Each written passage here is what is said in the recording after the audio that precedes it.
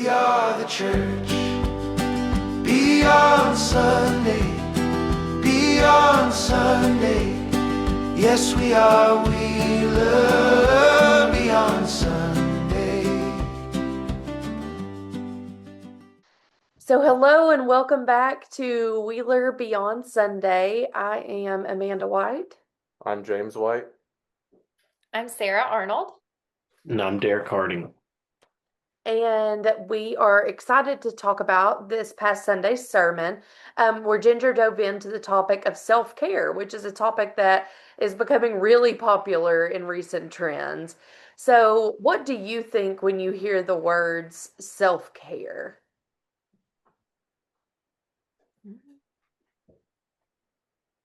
A I think it's manicure gotten and a so pedicure. big. It has. It's definitely gotten huge. I saw you nodding. Derek said manicure and pedicure. Yes. I manicure, no, but I'm not gonna lie to y'all. Like, I'll go with the manicure and pedicure. It's Oh yeah. it's a great experience, and why should I not get to enjoy that? So that's nice. It doesn't happen often, but when it does, Derek, do you also like pedicures?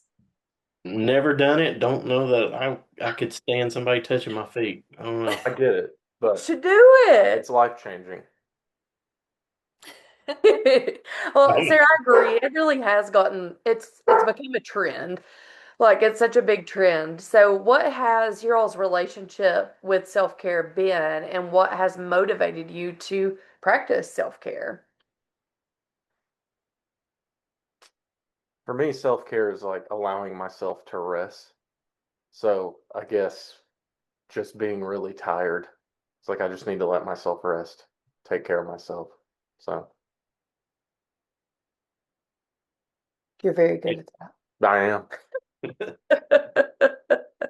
Yeah, as an introvert, I just hit my limit at the end of the week, oftentimes, and so Lauren and I are both introverts. So oftentimes our weekends are a little reprieve from the week and resting, and we're homebodies and just enjoy being home and resting. And that's kind of how we recharge a lot of times.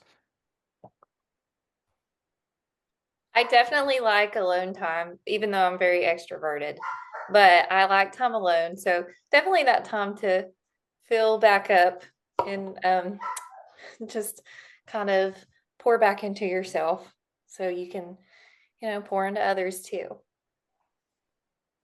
Yeah, for sure. Ginger opened her sermon by reading a few paragraphs from a February article from Forbes magazine that described a situation familiar to many women, specifically, who at the end of the day began a whole other routine of maintenance care that's meant to help them rest, recharge, or optimize themselves. So let's listen to that clip. At 10:30 p.m., long after the workday technically ends, many professional women begin a second routine. No, not answering emails or doing chores or putting their children to sleep. They begin their maintenance routine. Modern professional women are one of the most optimized populations in history. They track sleep, hydration, stress, steps, nutrition, productivity, hormones, and mood. They attend to therapy, practice mindfulness, invest in skincare, and outsource inconvenience wherever possible. Yet they're still tired. Not occasionally tired, but structurally tired. The kind of tired that returns after rest, reappears Monday morning, and quietly persists even after a vacation. When a problem survives this much optimization, it stops being personal and becomes systemic and structural. Some argue that the wellness economy isn't fixing burnout. It's managing its consequences. At some point in the last decade, exhaustion became a beauty problem. Dark circles were reframed as skincare issues, stress became inflammation, and being overworked became aging. But oddly, the solution for many women has not been rest. Instead, it's been a serum, a supplement, a meditation app, or red light therapy, and I'm not even sure what that is. And sometimes all of the above. All right. So, first of all, I see both me and Sarah kind of laughing at this because we definitely both do this. It doesn't take.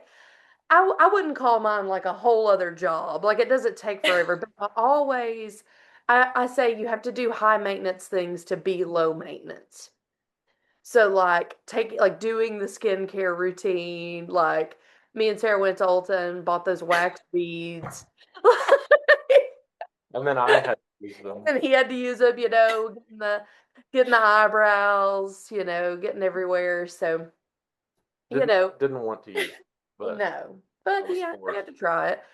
But I do think that it is it's a trend, but in some ways I've enjoyed that because I always say the one thing that I regret about college was not taking care of my skin.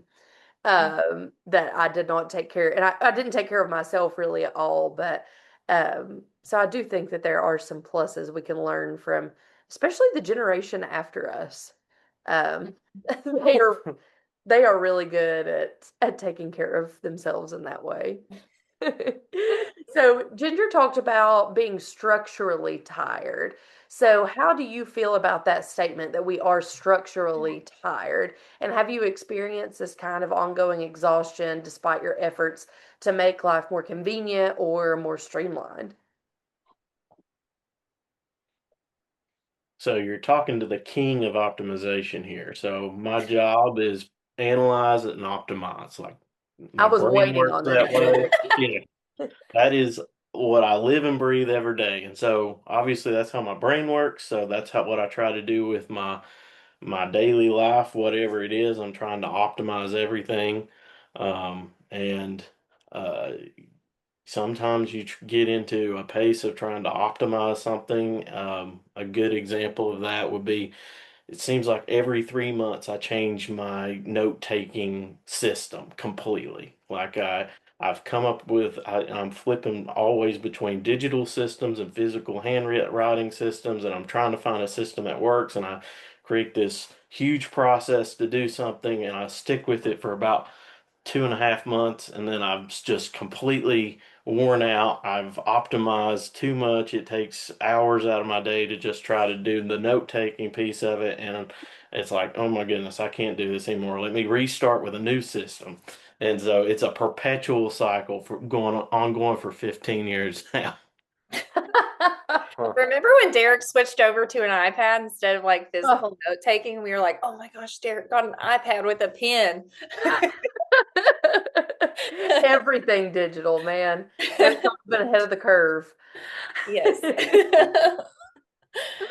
Oh, yeah, I structurally tired.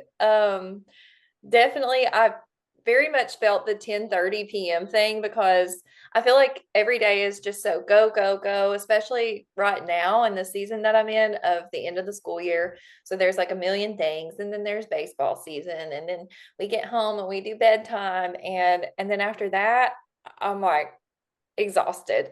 But it also doesn't help that and Amanda knows this, that I have not a sleeping problem, but my whole life, it's a curse and a blessing.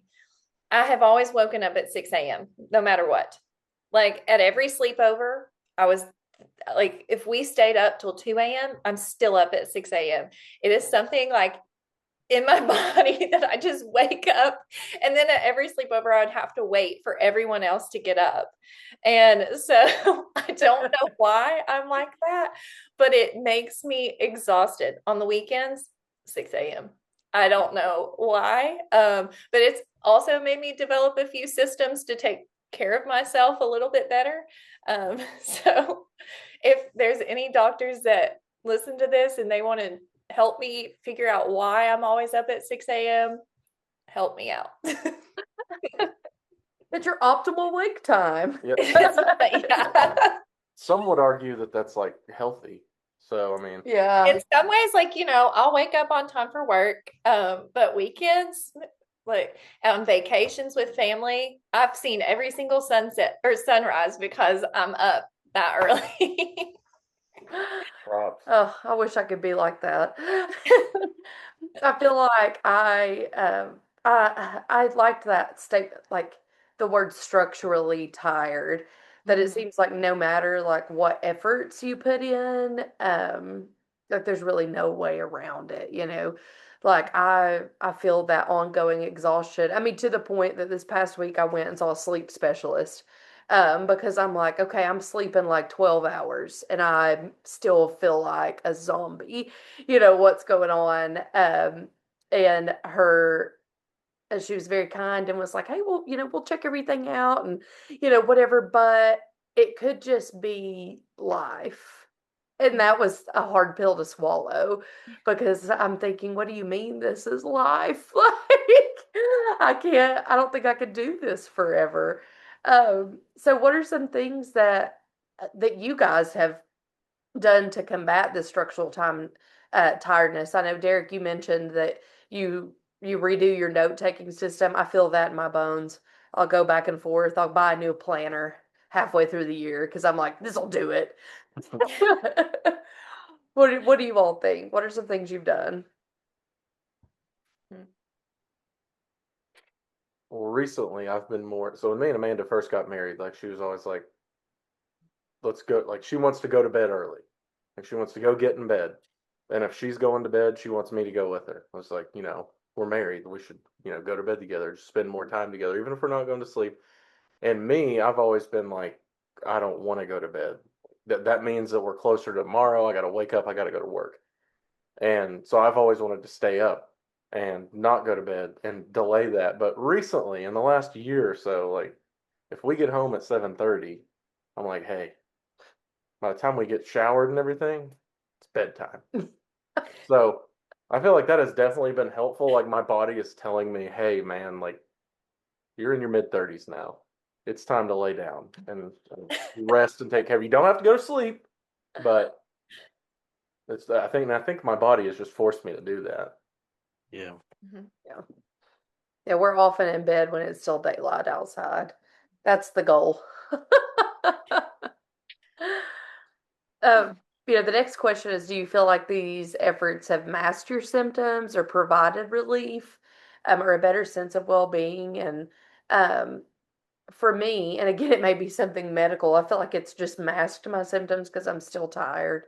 I buy a new planner and it's really just a mask for for um for everything for life to fall in place, I'm just trying to find what the magic, what do they call it, the magic pill, Yeah. whatever that is, a new planner, a new doctor, a new system, a new, whatever. Um, that's how I feel. I mean, do you all feel the same or have you cracked the code? I'd I love don't to think know. I've cracked the code, but I've thrown a few band-aids on these issues, like with me being tired. I will be like, okay, it's okay, I'll just get an espresso. And that like makes Yes. it worse. You crash so much harder. You're like really jittery. And you're just like, "Woo," and you're productive for like a little bit, and then afterwards you're like, um, you're just like, what why did I just do that? And also, not to mention the money that I've wasted on espresso. Like, I'll be like, okay, it's okay. I'll just go through 7 brew. And then I was like adding that up one day. Not good. Not good. I've really had to come up with like almost like a reward system for myself. That's like, if you can make it 6 days without, you can have one on Sunday. And then like you're doing a lot better than you were with one all the time. Yeah. Don't feel bad. When we were on spring break, we went to 7 brew like 5 of the 7 days Yeah. we were on spring break. And yeah, that's definitely a mask. Like when you just try to caffeinate yourself, because even if we Yeah. go in the middle of the day and get a caffeinated beverage, by the time 3 or 4 o'clock rolls around, like I still want to lay down. Like I Yeah. still feel like I need to rest. So that's Mhm. definitely a mask. Yeah. I feel like it kind of relates to an earlier sermon of Ginger's that was a while back that talked about, are we running from things and not addressing things head on? So I think sometimes the structural tiredness comes from, like myself, adding in and structuring in all of this extra stuff to either keep myself from realizing that I'm tired or to keep my, like, is there something that I don't want to address in my life? So I think that can be the case for a lot of us, that we add in that structure. I know for sure that's the case for me sometimes. I think us women tend to do that too a little bit Yeah. more. Because like I said, James is going to be like, nah, I'm just going to lay down. Sometimes I have to force her. Like last week when she didn't Yeah. feel well doing the podcast, I was like, just go to bed. Yeah. Like, just go rest. Yeah. Well, the Forbes article focused primarily on how the wellness industry targets professional women and the disconnect that many products offer, and the reality is not gender gender specific. It's not gender specific. So, have you found yourself drawn to self-care products, apps that promise you a better sense of well-being, to find they only exacerbate your exhaustion, your stress? These things that we can find at your local Target, which I love so much.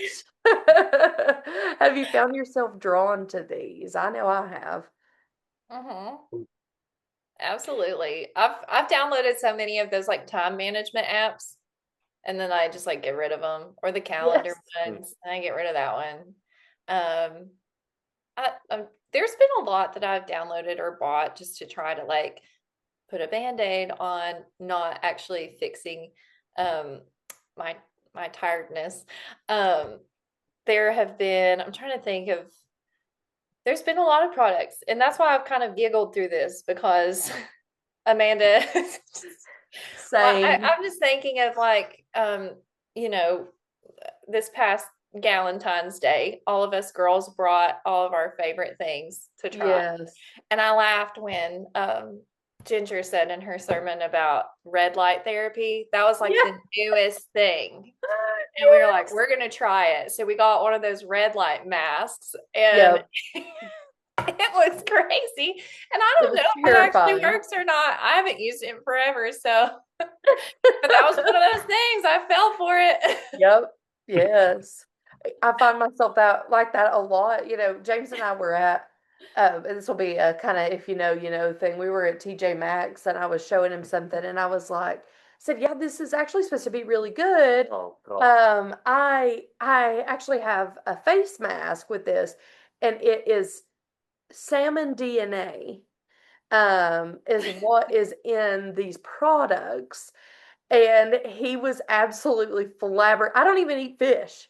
And like I'm repulsed by it. And he was like, what is wrong with you? Like, what do you mean that you would put salmon DNA on your face? Like, what is wrong? So that was kind of like a moment for me. I was like, oh, I really fell for this one. Like, although I'm still not convinced it doesn't work. I mean, I think it might. Our ancestors are shaking their heads at us. I know. I know. Dude. Yeah. I don't have anything else to add to that. I almost made a scene in the TJ. That's all I'm gonna say. This whole scene. Well, Ginger shared the history of the concept of self-care, which was really interesting. It was originally introduced in the 50s to encourage institutionalized patients to engage in practices to improve their health and their overall well-being. Then, in the height of the civil rights movement, it became an act of resistance, first by the Black Panther Party and then the women's movement to make sure Black people and women had access to adequate health care, food, child care, etc. By the 80s and 90s, something that began as community and as resource building concepts began to focus more and more on the individual with the exercise craze. All these aerobics videotapes. And then by, the 2010s, the rise of social media, celebrity culture, and self made influencers helped the wellness industry explode. into a, wait for it, $1.8 trillion industry that includes gyms, spas, makeup, skincare products, nutrition, weight loss programs, public health, and much more. So, were any of you all familiar with this backstory of self care of the concept, and what do you think about its history and the evolution of what it has become from what it was? I wasn't familiar with its original beginnings, but obviously all of us were around in the 90s.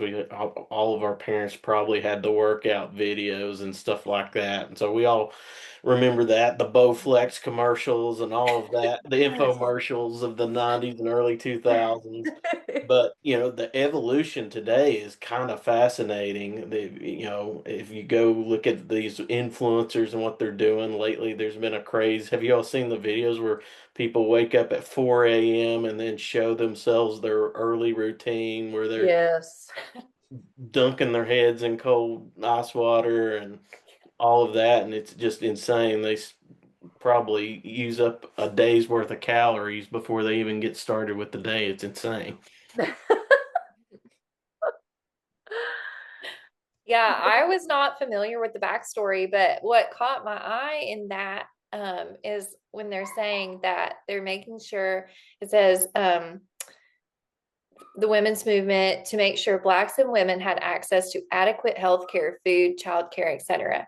Like that's basic necessities. Like this is what they need. And now it's turning into something that's just out of control. It's like you must have this, you must have that, and it's way beyond our needs. I did laugh because my mom had a VHS tape of Denise Austin aerobics. I used to do it with her. Yeah. And I was like, the other day, I said, Mom, I kind of miss those days of me and you doing Denise Austin together. And like she had like the socks pulled up and the special aerobic outfit. But yeah, it's gotten to like a completely out of control point. I think of my mom when I think of how far things have gone. I remember watching her wash her face one night and just one product and a moisturizer. And like my mom and my Mima too, she's 94. And I think all of our moms and our Mimas are all gorgeous. Yeah. And they're just doing that with one thing. So Yes. Yes. That's so, so true. And I think we would be remiss if we left out what really stuck out to me here was the 2010s and rise of social media. I'm reading The Anxious Generation right now. And I'm in the point where there's a lot of graphs. Derek, you got to get it. There's a lot of graphs. You'd love it. But they were extremely interesting, showing the rise in anxiety and depression, especially in young people. And it's the start correlates, I mean, perfectly with this rise of social media, with smartphones becoming more and more popular and people having them, the front-facing camera. And so I think that has kind of driven this self-care movement of I need this, I need to look like this. Um, we talk about these infomercials and things. Growing up, I'm sure for boys too, and I can only speak for girls, growing up as a girl in the early 2000s, the 90s, early 2000s, it was a pretty rough time for body image. Body image was not as inclusive as it is today, and it's still not great today. But it was super uninclusive then. So I think that has kind of driven it. It's not always out of a place of self-love, but out of a place of I've got to match up with these people.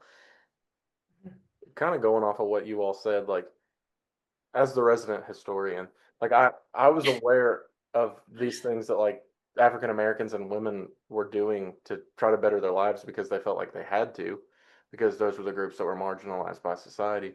But in the same breath, I didn't really associate that with self-care. I associated that with them just seeking equity and equality. Right.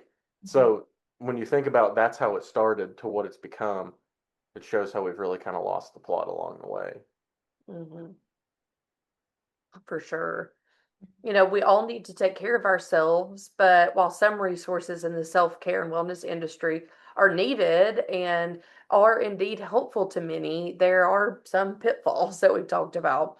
We can become obsessed with keeping up with the latest gadgets, apps, trends, and what they promise they'll do for us, and that can be exhausting itself. Ginger pointed out that Target, my beloved Target, added 2,000 new wellness products to their stores at the beginning of 2025. I mean, that's absolutely crazy. And I feel like I've probably looked at every single one of them. We have at least a handful of them. Yeah. So, yeah, for sure. So, you know, have you found yourself chasing or trying to keep up with these latest products or these latest apps that promise what they'll do, whatever that may be? Oh my goodness.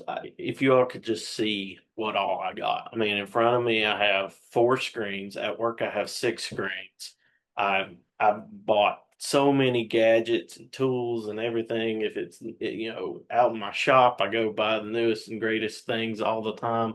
Like, that seems like all the time I'm always trying to find the newest next best thing that's gonna give me that 1% extra optimization. And really quick funny story going on in the world right now. This is just the world I live in and AI and stuff. Right now we live in a world where AI is getting really good at programming and stuff. And we are incentivizing our people now to use AI instead of programming it themselves, because you can go like 10 times faster. I can do in 2 days what would have taken me a month to do last year. And so, everybody's chasing this hyper productivity, but it's got to the point now in the last couple of weeks where all of I pay for 4 different AI services. But these services were subsidizing everybody's costs. And so now they're getting ready to turn around and the costs are going to go up 10x. And people in the industry are freaking out because for the last 3 years, this is how they've been operating, and they don't know how they're going to go back to the original way. So there's a lot of I think there's a moral to that story of chasing the productivity, trying to optimize every piece of your life there, and what that catches up with you over time.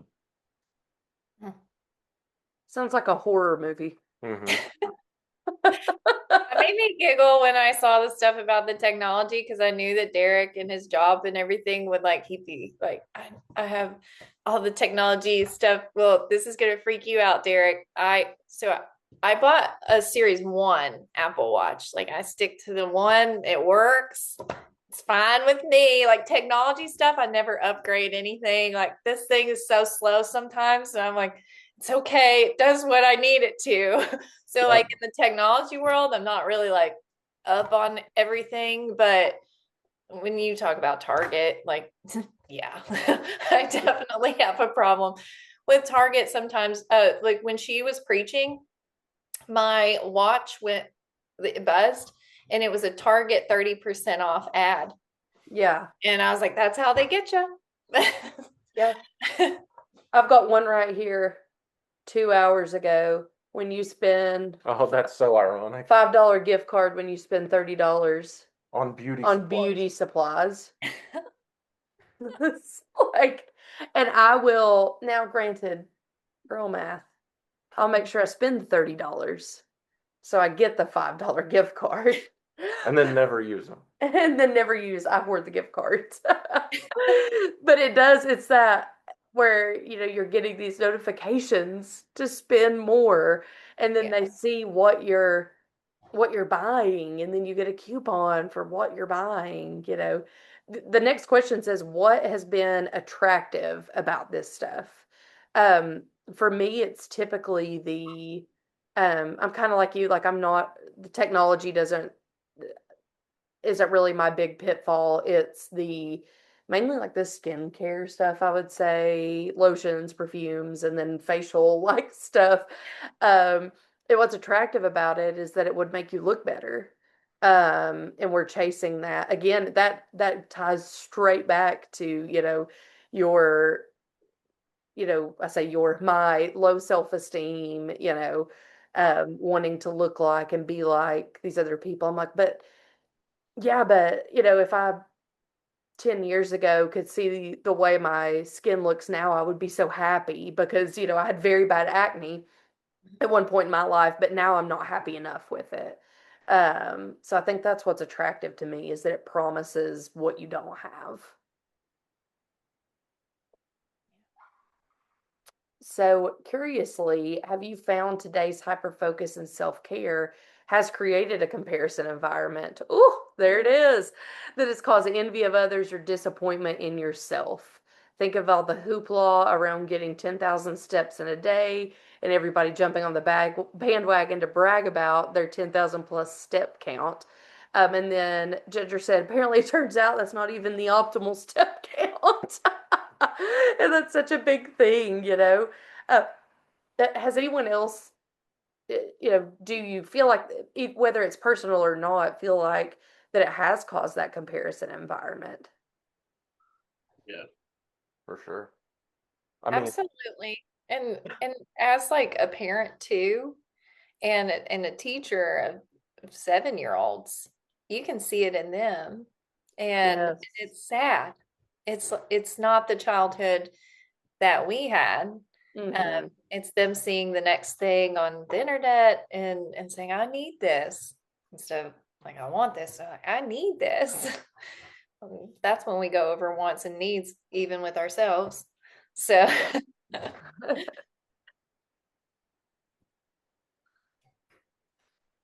Well, in addition to the obsession of keeping up with the latest is the cost of these apps and programs. Many are set up on an automatic payment, which, whew, I've gotten caught up on a few times.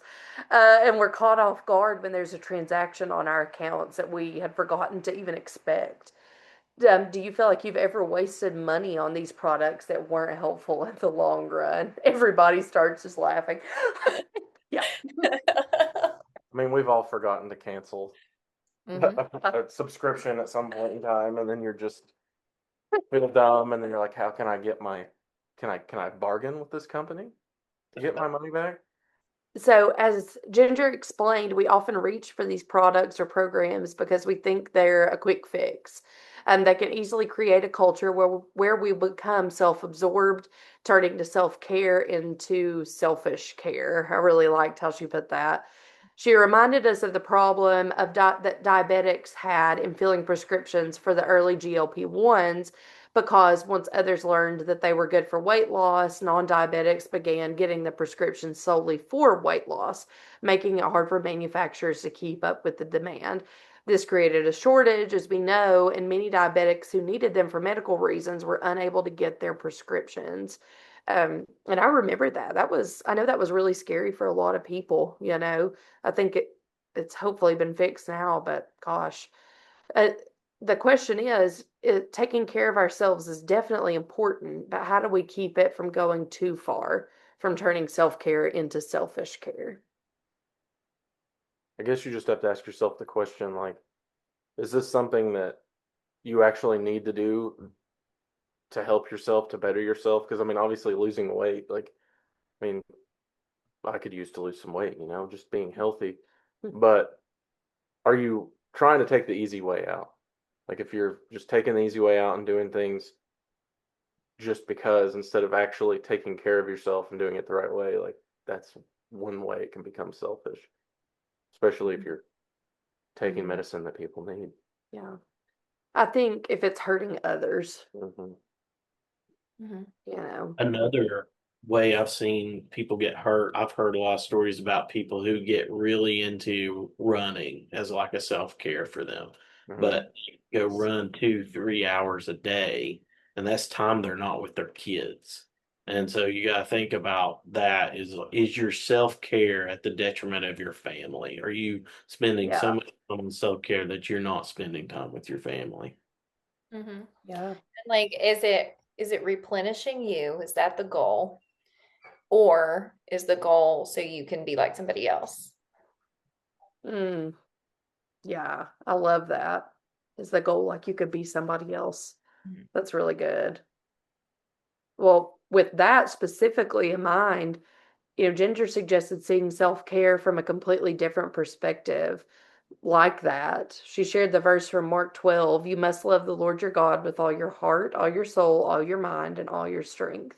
Ginger asked us to consider self-care as a way of loving God, since we're made in his image and we were created by him and for him. So, knowing that, how would you change your approach to self-care? What would it mean for you to practice good self-care as an expression of love for God?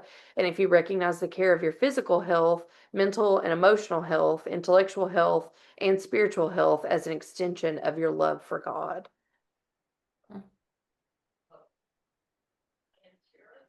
I mean, it Yeah. reframes things to put importance on what really matters. Mm-hmm. Yeah, it changes the motivation. If you're always looking at it as an option, as a like trying to hit a metric or avoid feeling like a failure, it's going to become exhausting over time. But if I remember that God created me and that my body and mind belongs to Him, then it's almost like a form of worship. And, I want to be healthy. I want to have the energy and clarity to love my wife. I want to lead my team well at work. I want to engage deeply with my faith. And so, figuring out how to shift self care from being really like self absorbed to, being like mission focused, being focused on God. I think that's the key. Mm-hmm. Yeah. It goes back. When Go did, ahead. oh, sorry. No, you're When good. You're did good. self-care, sorry, my dog Happy is back here. He's part of my self-care. But when did self-care become something that you had to buy? I read this thing and I think it's so true about every time you have dinner with a friend or you're just spending time with a friend and having a conversation and how fulfilling that is. That's a form of self-care. Going for a walk and looking at nature is a form of self-care. And I think sometimes we can all get it into like, oh, just need to buy something to feel better. Yeah. Mhm. Yeah. I saw someone, it probably was an influencer, that was talking about how sometimes sometimes self-care isn't, okay, well, I'm going to take the whole day. I'm going to go to Target and I'm going to spend money and I'm going to go get a facial and I'm going to, blah, blah, blah. But doing the things that maybe you don't want to do that you need to do is a form of self-care. So making sure your clothes are clean and your home is clean. Um, is still is taking care of yourself. I caught myself saying to a student that he had drawn all over his desk. And this student and I have a unique relationship. So I drug his desk out into the hallway and said, okay, we're going to clean the desk. We're going to wipe it down. So we were cleaning it off, and I kept repeating to him, you are worth having a clean desk. You're worth having a good desk, and the people that are coming after you that are going to be in your desk next also are worth having a clean desk. So I think, like you said, Sarah, it doesn't always have to be something, that you go do or that you spend a lot of money on. It could be walking in nature or finally folding laundry. That's my thing. I'll wash and dry all day, but I won't fold it. Oh, it's the worst part of being an adult, in my opinion. So Ginger shared several passages of scripture that remind us of who and whose we are as reasons we should want to care for ourselves as an act of loving God.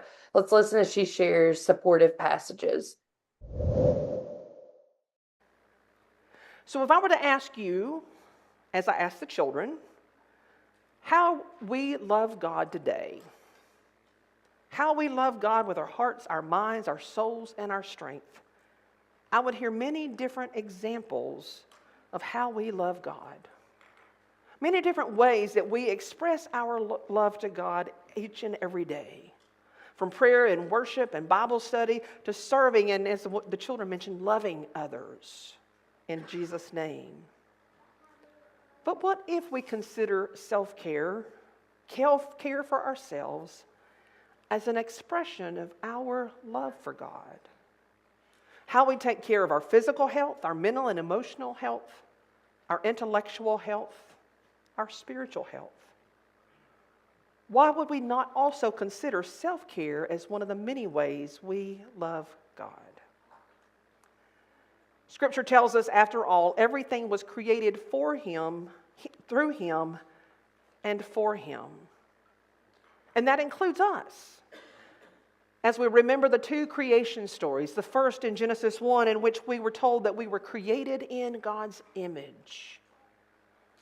And in the second, when we are formed from the dust of the earth and God breathed God's breath into us. We are created by God. Why would we not take care of God's creation? We are also reminded in the second creation story that human beings were to care for all that God had created. We're to care for the earth. We're to care for our environment. But that also means we're to care for us too. We're to also care for us as a part of that creation. The psalmist tells us that we were created just a little lower than the angels. Folks, that's pretty high up there. That we're created just a little lower than the angels. Isn't that worth taking care of ourselves? And that God fearfully and wonderfully made us. And Paul reminds us in one of the passages that we will hear next week that because of God's love for us, we have been bought with a price. The greatest price, the price of Jesus' death on the cross. So doesn't it make sense that caring for our physical, mental, and emotional, intellectual, and spiritual health should also be included as a way of expressing our love to God? So, how does it feel to be reminded of just how precious you are to God, of how much you are loved by God?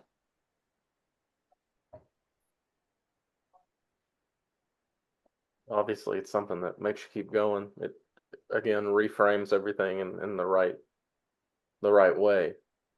And if you're good enough for God, then who are we to say we're not good enough?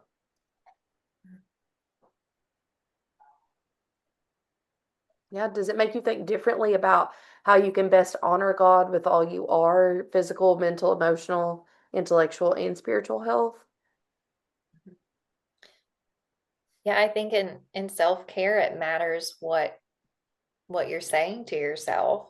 And so if you're feeding yourself things from passages like these, then your inner voice is going to be much kinder.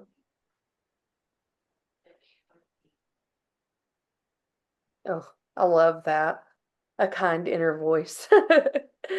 So, Ginger ended the sermon by reminding us of the second greatest commandment, also read in the text today, and that is to love your neighbor as yourself. Let's listen to that clip.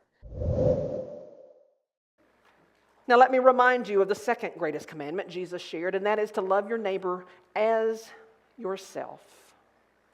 To love your neighbor as yourself. I pointed out before that means we are to love ourselves. And a lot of people in the world today have trouble loving themselves. But as followers of Jesus, we are called to be the embodiment of His love to others in the world. And if we can't love ourselves, then that becomes difficult. We can only love others as much as we love ourselves. And if we don't love ourselves, one of two things can happen. I'm sure other things can happen as well. First of all, the obvious is that we don't love others, or we love conditionally. I'll love you if you do what I want, or if you do what I say, or if you agree with me, or if you act like I do, or look like me. I'll love you in those ways, but only in those ways. Or we just don't love at all if we don't love ourselves.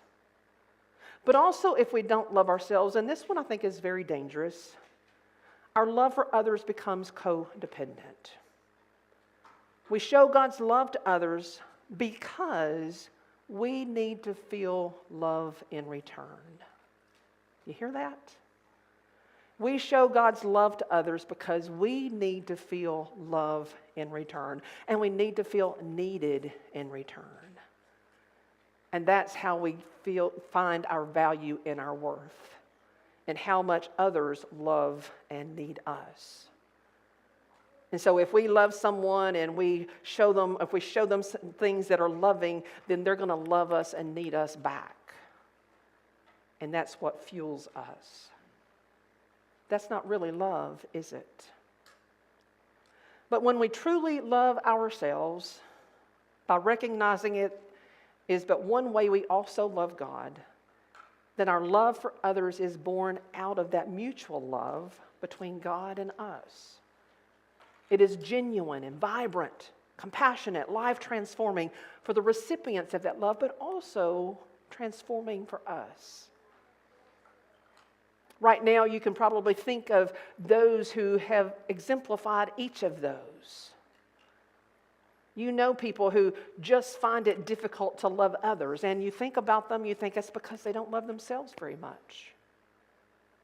You know people who love others conditionally, and again, it's because they place conditions on themselves and they don't love themselves very much. You know those who bend over backwards to help people and serve people and do all these things with a beautiful smile on their face. But there's something not genuine about it. And they talk about how much they do and how much it makes them feel good about what they do. And you realize they do it because they need that stroke of affirmation. But then you know those who just love because they love themselves. Because they know they are loved by God. And so they just want to exemplify that because people are worthy as they are worthy. There is a difference. And as we love God through caring for ourselves, then we can begin to experience that love for ourselves as well. She suggested that we can only love others as much as we also love ourselves. And if we don't love ourselves, one of two things can happen. One, we're incapable of truly loving others. And if we do, our love is very conditional. Or we develop a codependent relationship in which we love others because we're seeking love in return, looking for affirmation that we are of value and of worth to someone. She reminded us that Jesus is telling us here that it is okay to love ourselves and that many of us need to be reminded of that every day. So have you all had times in your life where you struggled to love yourself? I know I have. Oh yeah. We all have. I mean, we were all Definitely. teenagers at one point in time. Like, Yes. you're just so. There's a comedian that we like, and he's talking about, that age where you're just like, nobody look at me ever. Like, that's, yeah. So, I'm just trying to figure out who you are. I mean, it can carry into adult life, but everybody struggled with this. Yeah. Did you ever find your affection towards others non-existent, very conditional, or even codependent?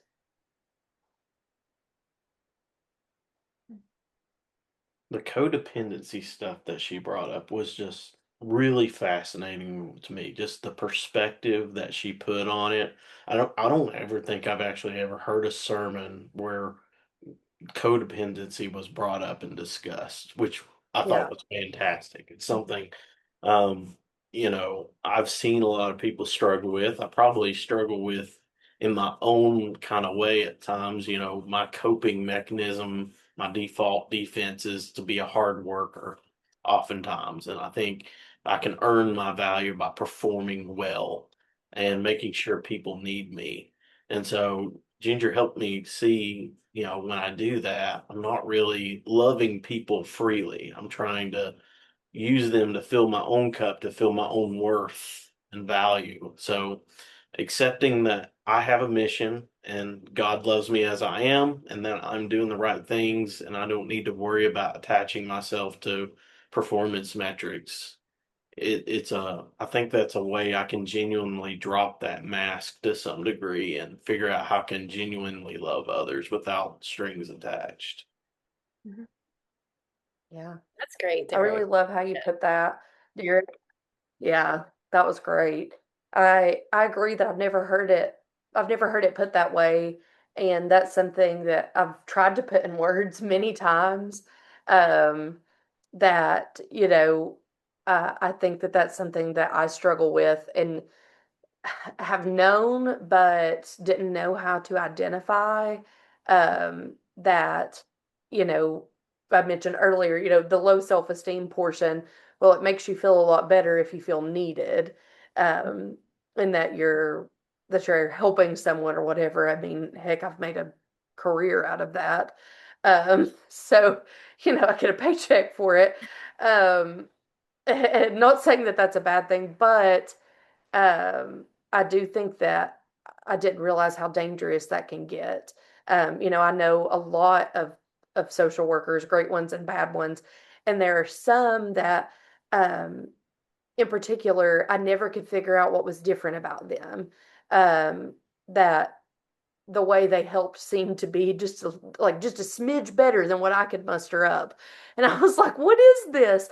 But I think that Ginger nailed it on the head, that it's not out of condition, it's not out of codependency. It's like you said, Derek, um, doing what God calls you to do without attaching yourself to someone else or to a group of people, whoever that may be.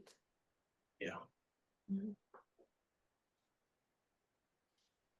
At times when you've struggled with loving yourself, did you find that you were more susceptible to the hype associated with these products, apps, and trends in the self-care wellness industry? Oh yeah, I gave Advocare a lot of my money at a certain point in time, right before we met. And You were a rep, weren't you? no, God, No? no, I Oh, never, okay. no, it was never that. No, no, no, no, no, no, no. It was It's never never bad. that bad, he says. But Ah, I mean, it worked, but like it was more that just pushed me to do it because she was like, she looked at some of the stuff at one point and was like, "You do realize this is just crap you can buy at the store. They've just put it all together in a nice package for you." And I was just like, "Huh, yeah, you're right." it's kind of the placebo effect. Yeah, And I think that the self-care wellness industry, they feed into that. Like that's where they're making their money, is the people that are struggling with loving themselves usually. That's a great audience to target if you want to sell something, to make your life better. If you think your life is great, you're probably not going to buy the app. you know, that's the truth. What does it mean to you that this passage gives us permission to love ourselves? And why do we even feel like we need that permission to love ourselves? clearly the system is made to make you feel like you're not good enough and Yeah. that you need this stuff. So, you watch TV and every other commercial is people talking about weight loss and skincare and whatever it may be. So, we're just so pounded with that constantly.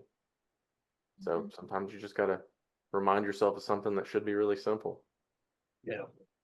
Yeah, I think you're right. Like they feed off of the fact that we're always like searching for something to better ourselves when we're insecure, and that's how they, build off of that. But gosh, this has been such an eye-opening thing for me because I've never heard a sermon like this before.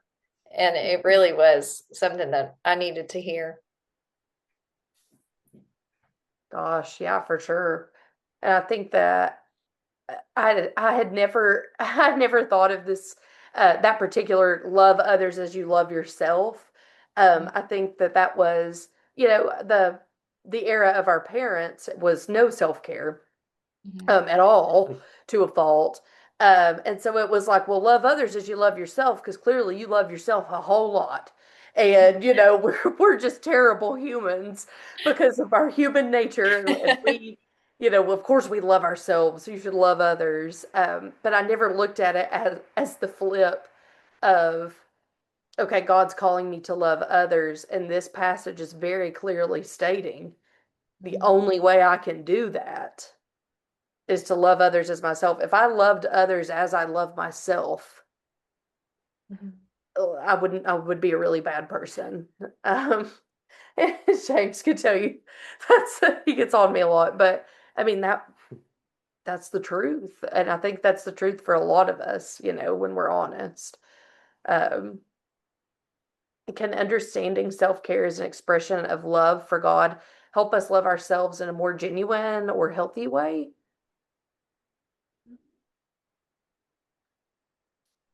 For Yeah. sure. Yeah. Sometimes you just need it reframed simply. Yeah. Sometimes I wonder if the authors of the Bible, obviously God is the main author, but the people that were writing, if they ever look at us and they're like, I literally just put it there. Like, I don't know how y'all got this so mixed up. That a lot. So, when we accept that we're fearfully and wonderfully made, our love for others is born out of a mutual love between God and us rather than based on any conditions. Over the next few weeks, our sermons and podcasts will focus on this concept of caring for ourselves in all facets as an expression of our love for God, and also out of our respect and love for ourselves as God's creation, and thus transform the way we view ourselves and the way that we love others too. So, to end on a bit of a fun note, what is one wellness or self care trend that has actually improved your daily life, and why would you recommend it to others? Ooh, I gotta jump in on this one. So, He's ready. yep. So it's worked really well. So I've been doing it for 2 months now. So we all are growing up in the era of dopamine addicts because of social media and stuff. And I've been trying to figure out how to get off social media more and more because it's not helping me. It makes you feel exhausted all the time because your brain never gets a dopamine reset. And so I've really been trying to figure it out. I tried putting timers on apps to try to keep me off of them. I just click through the timers. That doesn't help. But Same. yes, what's helped is two things. So 2 months ago, I deleted all of my social media apps off of my phone. So now I can only access them through the Safari app. And that helps me so much because That's it's brutal. not fun to go Brilliant. look at them on the Safari app. So I still have access to them because I couldn't go cold turkey. But I have to go to Safari, and it cut my time from one week I looked at it, I was spending like 2 hours a day, over 2 hours a day, maybe 3 hours a day on social media. And within 2 weeks, it cut it to like 20 minutes a day, or no, less than that. I'm like at 5 minutes a day now. Oh my gosh. So it's incredible. So that plus you can schedule your phone to turn black and white at a certain time. So at 8 o'clock, my phone goes black and white. It kills dopamine, helps me Yes. get ready for bed. And since I've done that, I've been reading about a book a week since I've done that. So it's been incredible for me. That's crazy. I have heard of that, taking the Also, cover off of your phone is helpful. And anyone listening, if you click 3 times, it'll turn it black and white. I did try that for a while. I got to get back on it. click it on the side. Yes. So let me see if it'll. So if I've got my phone here, oh, come on, focus. But I click right here 3 times. 1, 2, 3. It turns it black and white. Interesting. That's not working for. I told y'all I'm not good with technology. It keeps bringing up my debit card. I don't know. That's 2 clicks. Two If you clicks. try 3 fast, it might do it. One No. thing that helped me with the phone is I turned off all my notifications except for like messages, phone, like if someone texts or calls me. But I don't get notifications of like anything from Facebook or Instagram or Twitter or anything like that. So that was helpful for sure. I'm gonna backtrack for a second to a question from before. And it's because when we were answering those questions, my brain, I was like, don't say it, Sarah, don't say it, Sarah. It's a really painful, like hard thing to share. And I didn't think I wanted to share it. But like sitting here, I was like, I need to share this because if there's another little girl out there that would be wanting to hear this, she might need to hear this, or a man too. But I have always struggled with an autoimmune disease called alopecia areata.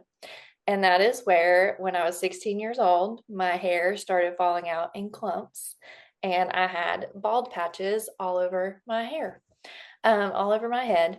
And as a 16-year-old girl, you're obviously like, oh my gosh, I love my hair. Like, and that was a very hard time for me. And if there's anything that I could say about this and self-care, is that to embrace your natural beauty as much as you can, and don't worry about, and I'm preaching to the choir here, what people are going to think. Because I remember walking into school and having bald spots all over my head, and there were my friends who were there with me, and they were a very big support. And all the time since then, which I haven't had that issue except for one other time, and it is treatable, but I've been obsessed with hair. And but I wanted to say to everybody out there that it is going to be okay, and embrace your natural self as you are, and that's all. I don't know where I was going with that, but I thought that was I love that. beforehand. And we get so obsessed with comparing ourselves to others, and people could see me on here. My hair is long now, and I don't have the bald spots, but I did, and there's a chance they could come back, and that's not important. So I just had to throw that out there. But it was at a really bad time, but I was like, I just need to say it. So I love that. I think that's perfect. That's the perfect self-care trend. It's just embrace who you are and who God made you to be. That's the whole, as corny as it sounds to say it like that, that's the truth. That's the point of the story. That's the whole point of the story, And I love that. Well, I think that's a great note to end on. Please join us next week as we discuss Ginger's sermon, How to Check Up Lately, as we take a look at taking care of our physical health as an expression of our love for God. So let's pray together. Dear Lord, we thank you for everyone that's here, that's speaking and that's listening. God, we ask that your blessings would be poured out. Lord, help us to love ourselves as you love us, and to remember that we are created like you, in your image, that we were made just a little lower than the angels, which is incomprehensible to us, God. But we just ask that you would keep reminding us of that every day, that we have worth, and to take care of ourselves, but in a way that honors you and others. It's in Jesus' name we pray. Amen. Amen. We'll see you next week. See ya. Bye. Beyond Sunday, beyond Sunday, beyond Sunday.